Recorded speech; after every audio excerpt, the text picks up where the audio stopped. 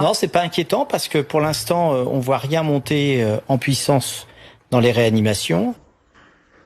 Et en effet, il faut pas aller plus vite que la musique sur l'épidémie et faire peur à la population qui est déjà bien coincée entre les épisodes de canicule, la crise sociale et puis le coronavirus, d'accord? Donc là, actuellement, tout est surveillé.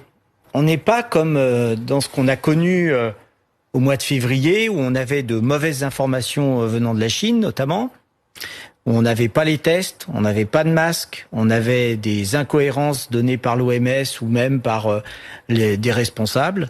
On n'est pas du tout dans le même cas de figure. Là, tout le monde surveille l'épidémie, c'est pour ça que vous avez des chiffres. Probablement qu'on teste, on teste beaucoup plus, on ne testait pas en février-mars, on ne savait pas où on allait.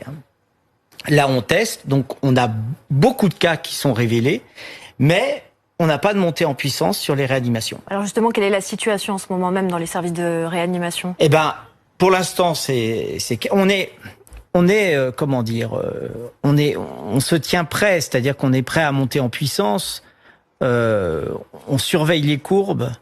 Dès qu'il y a des cas qui sont suspects, on les teste tout de suite.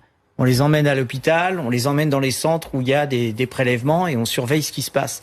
On surveille le niveau de contamination, ce dont vous êtes revenu à plusieurs reprises dessus. Alors en effet, le virus semble se transmettre un peu plus facilement et de manière un peu plus importante.